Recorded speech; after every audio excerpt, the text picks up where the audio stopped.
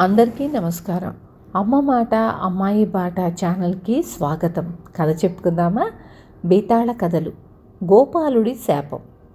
పట్టుదల వదలని విక్రమార్కుడు చెట్టు వద్దకు తిరిగి వెళ్ళి చెట్టుపై నుంచి శవాన్ని దించి భుజాన వేసుకొని ఎప్పటిలాగే మౌనంగా శ్మశానం కేసి నడవసాగాడు. అప్పుడు శవంలోని బేతాళుడు, రాజా, ఈ అర్ధరాత్రి వేళ భీతిగొల్పే ఈ శ్మశానంలో నువ్వు కష్టాల పాలవడానికి కారణం ఎవరైనా ఇచ్చిన శాపమా అన్న అనుమానం కలుగుతున్నది. నువ్వు ఏ ఋషినో శక్తి సంపన్నుడైన ఏ యోగినో అవమానించి వాళ్ల చేత శాపం పొందేంత జ్ఞానశూన్యుడివి కాదని నా నమ్మకం. అయినా తెలియక రత్నపాలుడనే వ్యాపారిలా, పైకి అతి సామాన్యుడిలా కనిపించే తపస్శాలి అయిన వ్యక్తికి కోపం తెప్పించి అతడి వల్ల శాపం పొంది ఉంటావు. అవునా? నీకు మరొక ఉదాహరణగా ఆ రత్నపాలుడి కథ చెబుతాను. శ్రమ తెలియకుండా విను అంటూ ఇలా చెప్పసాగాడు. రత్నపాలుడనే వ్యాపారికి సకల సంపదలు ఉన్నప్పటికీ సంతానము లేదు. నైమిసారణ్యంలోని భువనేంద్ర మహర్షి వద్ద సంతానాన్ని కలిగించే ఓషధి ఉన్నదని తెలిసి రత్నపాలుడు ఆ అరణ్యానికి ప్రయాణమయ్యాడు. 7 గుర్రాలు పూంచిన రథం మీద 7 పగళ్ళు 7 రాత్రులు ప్రయాణం చేసి అరణ్య సమీపంలోని మునిపల్లె అనే గ్రామాన్ని చేరుకున్నాడు. అక్కడ ఒక వృద్ధుడు రత్నపాలుడు వచ్చిన పని గురించి విని, భువనేంద్ర మహర్షి నీ కోరిక తప్పక తీరుస్తాడు. అయితే మహర్షి ఆశ్రమానికి నీ ఒక్కడివే పాదచారివై వెళ్ళవలసి ఉంటుంది అని చెప్పాడు. రత్నపాలుడు ఆ విధంగానే అరణ్య మధ్యంలోని మహర్షి ఆశ్రమం చేరుకున్నాడు. అయితే కాలినడకన ఎక్కువ దూరం పోయే అలవాటు లేనివాడవటం చేత బాగా అలసిపోయి ఆశ్రమం కంటపడగానే ఒక్క అడుగు ముందుకు వెయ్యలేక కూలబడిపోయాడు. ఆ సమయంలో ఆశ్రమం ముందు చీపురుతో ఊడ్చి శుభ్రం చేస్తున్న గోపాలుడనే కుర్రవాడు రత్నపాలుణ్ణి చూసి పరుగు పరుగున వచ్చాడు. రత్నపాలుడు అతన్ని, ఓరి, కొంచెం సేపు నా పాదాలొత్తగలవా అని అడిగాడు. దానికి ఆ కుర్రవాడు, తప్పకుండా అలాగే చేస్తాను. అయితే నేనెంతసేపు నీకు పాదాలొత్తుతానో అంతకు రెట్టింపుగా ఆ తరువాత నువ్వు నా పాదాలొత్తాలి అన్నాడు. ఒక పనివాడు తనతో అలా మాట్లాడేసరికి రత్నపాలుడు సహించలేకపోయాడు. ఆయన కోపంగా, నీకు బొత్తిగా పెద్ద చిన్న తారతమ్యం తెలియటుంది. నేను నీకంటే వయసులో పెద్దవాణ్ణి, నన్ను సేవ చెయ్యమని అడుగుతావా అన్నాడు. పోనీ నీకు కొడుకు పుట్టి నా వయసు వాడైతే వాడికి సేవలెవరు చేస్తారో చెప్పు. వాడికంటే పెద్దవాళ్ళ చిన్నవాళ్ళ అని అడిగాడు గోపాలుడు. ఈ ప్రశ్న వింటూనే రత్నపాలుడు మరింత కోపంగా, నా కొడుకు నీకు సామ్యమేమిటి? వాడు కోట్లకు వారసుడు, నువ్వు పనివాడివి అన్నాడు. ఆ మాటకు గోపాలుడు చిన్నగా నవ్వి, నీకు డబ్బున్నదన్న అహంకారం జాస్తిగా ఉంది. నీకెంత డబ్బున్నప్పటికీ సంతానం కోసం బిచ్చగాడిలా ఈ ఆశ్రమానికి వచ్చావని నాకు తెలుసు. నీ కొడుకు నాకన్నా ఎక్కువ సేవకుడిలా పనులు చేస్తూ బ్రతుకుతాడు అని అక్కడి నుంచి వెళ్ళిపోయాడు. రత్నపాలుడు గోపాలుడి మాటలు పట్టించుకోలేదు. ఆయన మరి కాసేపు సేదతీర్చుకుని లేవబోతుండగా ఎక్కడి నుంచో తిరిగి వస్తున్న భువనేంద్ర మహర్షి కళ్ళబడ్డాడు. మహర్షి రత్నపాలుడికి తానెవరైంది చెప్పి అతడి గురించిన వివరాలు తెలుసుకొని, పాపం, చాలా శ్రమపడి వచ్చావు అంటూ తానే రత్నపాలుణ్ణి లేవదీసి ఆశ్రమంలోనికి తీసుకువెళ్ళి అతిథి మర్యాదలు చేశాడు. రత్నపాలుడు ఆయన దయాగుణానికి ఆశ్చర్యపడుతూ, స్వామి, అతిథులకు అదములకు ఎంత తేడా! మహర్షి అయిన మీరు నన్ను ఆప్యాయంగా పలకరించారు. పనివాడైన గోపాలుడు తిరస్కారంగా చూశాడు అంటూ జరిగింది చెప్పాడు. మహర్షి జరిగిన దానికి తను ఆశ్చర్యపడి నేనివ్వబోయే ఓషధి వల్ల తప్పక నీకు సంతాన ప్రాప్తి కలుగుతుంది. అయితే గోపాలుడి మాటలు శాపంలా నిన్ను వేధించగలవు అన్నాడు. ఆ మాటలకు రత్నపాలుడు కలవరపడి, గోపాలుడి ప్రవర్తన చాలా అనాగరికంగా ఉంది. వాడి మాటలు నాకు శాపం కావడం అన్యాయం. ఇందుకు మీరేదైనా మార్గం చూపాలి అన్నాడు.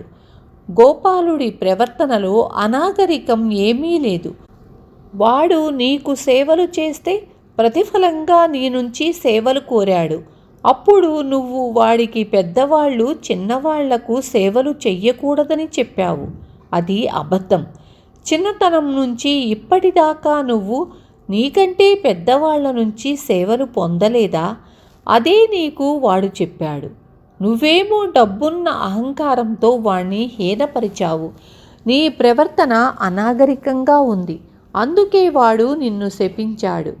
ఈ ఆశ్రమవాసుల శాపాలు తిరుగులేనివి అన్నాడు భువనేంద్రుడు. రత్నపాలుడు మహర్షినేమీ అనలేక, స్వామి, తప్పు నాదేనని ఒప్పుకుంటున్నాను. నాకు కాలినడక అలవాటు లేని పని. అలసిపోయి అలా మాట్లాడాను. దాన్ని మీరు అహంకారంగా భావించకండి, అనుగ్రహించండి అని వేడుకున్నాడు. నిజంగా నువ్వు మంచివాడివే అయితే నీ మంచితనమే నిన్ను రక్షిస్తుంది. మంచివాళ్లను ఏ శాపాలు బాధించవు అని భువనేంద్ర మహర్షి ఒక ఓషధిని రత్నపాలుడికి ఇచ్చి, దీనిని నీ భార్యకివ్వు. దీని మహిమతో నీ భార్య గర్భం ధరిస్తుంది. నవమాసాలు మోసి పండంటి కొడుకును కంటుంది. సరిగ్గా ఆ సమయానికే నీ ఇంట దాసీకి కూడా ఒక కొడుకు పుడతాడు. పుట్టగానే నీ బిడ్డ దాసీకి చేరుతుంది. దాసీ బిడ్డ నీకు చేరుతుంది. ఆ తరువాత ఆ దాసీ నీ కళ్ళబడదు. ఎప్పుడో ఒక రోజున గోపాలుడు మీ ఊరికి వస్తాడు. అతడికి తృప్తి కలిగించి నీ బిడ్డ ఆచూకీ తెలుసుకోగలవు అన్నాడు. రత్నపాలుడు ఓషధి తీసుకొని తిరిగి తన ఊరు చేరుకున్నాడు. అటుపైన అంతా భువనేంద్రుడు చెప్పినట్లే జరిగింది. రత్నపాలుడు హతాశుడయ్యాడు. తనది కాని బిడ్డను అందలమెక్కిస్తుందన్న భయంతో భార్యకు మాత్రం ఆయన నిజం చెప్పి, మన బిడ్డ మరికొద్ది సంవత్సరాల తరువాతే మన మధ్యకు వస్తాడు. నువ్వు వీడిపై మమకారం పెంచుకున్నావంటే అప్పుడు దాసీ మల్లికకు వీణ్ణి అప్పగించడం కష్టమవుతుంది. ఇదంతా మన దురదృష్టం. జరిగిందెవరికీ చెప్పకుండా రహస్యంగా ఉంచుదాం అన్నాడు. ఇది విని రత్నపాలుడి భార్య ఎంతగానో రోధించింది. అటుపైన బిడ్డను దాసీల పరం చేసింది. వాడు సేవకులలో ఒకడుగా పెరిగి పెద్దవాడసాగాడు. అందరితో పాటు వాడు ఇంటిల్లిపాదికి సేవలు చేసేవాడు. రత్నపాలుడి మిత్రులు కొందరు చూసి కారణం అడిగారు. వారికాయన లేకలేక కలిగిన బిడ్డ, వాడినలాగే పెంచమని మహర్షియాన అని బదులిచ్చాడు. ఈ విధంగా 10 సంవత్సరాలు గడిచాయి. ఒకనాడు రత్నపాలుడికి గోపాలుడనే గొప్ప యోగి ఊళ్ళోకి వచ్చినట్లు తెలిసింది. ఆయన వెంటనే అతడున్న చోటికి వెళ్ళాడు. ఆ సమయంలో గోపాలుడు ఒక స్త్రీతో, నువ్వు తల్లిని బిడ్డను విడదీశావు. నీ కష్టాలన్నింటికీ కారణం అదే. మళ్ళీ ఆ తల్లి బిడ్డలను కలుపు. నీ కష్టాలు తీరిపోతాయి అంటున్నాడు. రత్నపాలుడు కోపం పట్టలేక గోపాలుడి ముందుకు వెళ్ళి, స్వామి, తమరు భువనేంద్ర మహర్షి ఆశ్రమంలో ఉండే గోపాలుడేనా అని అడిగాడు. అవును అంటూ తల ఊపాడు యోగి. అప్పుడు రత్నపాలుడు అక్కడ చేరిన వారి ముందు తన కథ చెప్పుకొని, స్వల్ప కారణానికి శాపమిచ్చి తల్లి బిడ్డలను వేరు చేసిన మీరు ఎటువంటి కష్టాలకు గురి అయ్యారో సెలవివ్వండి అన్నాడు. గోపాలుడు చిన్నగా నవ్వి, నేను ఎవరినీ వేరు చెయ్యలేదు. ఇంత కారణంగా నీ ఇంట పెరుగుతున్నవాడు నీ సొంత బిడ్డే అన్నాడు. రత్నపాలుడు పరమానందంతో గోపాలుడి పాదాలను కళ్ళకద్దుకొని పరుగు పరుగున ఇంటికి వెళ్ళాడు.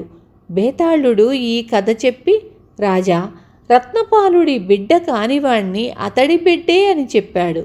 తను తొందరపడి ఇచ్చిన శాపానికి పశ్చాత్తాపడినందువలన ఈ సందేహానికి సమాధానం తెలిసి కూడా చెప్పలేకపోయావో నీ తల పగిలిపోతుంది అన్నాడు. దానికి విక్రమార్కుడు, భువనేంద్ర మహర్షి అంతటి వాడికి శిష్యుడైన గోపాలుడు అబద్ధం చెప్పాడనడం ఉచితం కాదు. రత్నపాలుడి వింత అనుభవాలకు అతడి కల్మషాత్మమే కారణం.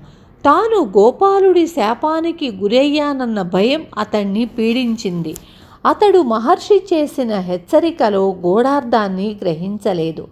అందుకు అతడి అహంకారం అడ్డు నిలిచింది. మంచివాళ్లను ఏ శాపాలు బాధించవని మహర్షి అతడికి చెప్పాడు. అయినా రత్నపాలుడు బిడ్డల మార్పిడి జరిగిందన్న భ్రమలో తన బిడ్డను దాసీల పరం చేశాడు. ఇది అతడిలోని చెడ్డ గుణానికి నిదర్శనం. ప్రసవించిన దాసి కనిపించకుండా పోవడం, గోపాలుడు ఒక స్త్రీని బిడ్డలను వేరు చేశాడంటూ కోప్పడడం, ఇవన్నీ కాకతాళీయంగా జరిగిన సంఘటనలు. పుట్టిన నాటి నుంచి రత్నపాలుడి ఇంట పెరిగిన బిడ్డ భువనేంద్ర మహర్షి ఇచ్చిన ఓషధీవ మహిమ వల్ల కలిగిన వాడనడంలో సందేహం లేదు అన్నాడు. రాజుకు ఈ విధంగా మౌనభంగం కలగగానే బేతాళుడు శవంతో సహా మాయమై తిరిగి చెట్టెక్కాడు. రేపు మళ్ళీ ఇంకొక మంచి కథతో మీ ముందుకు వస్తాను.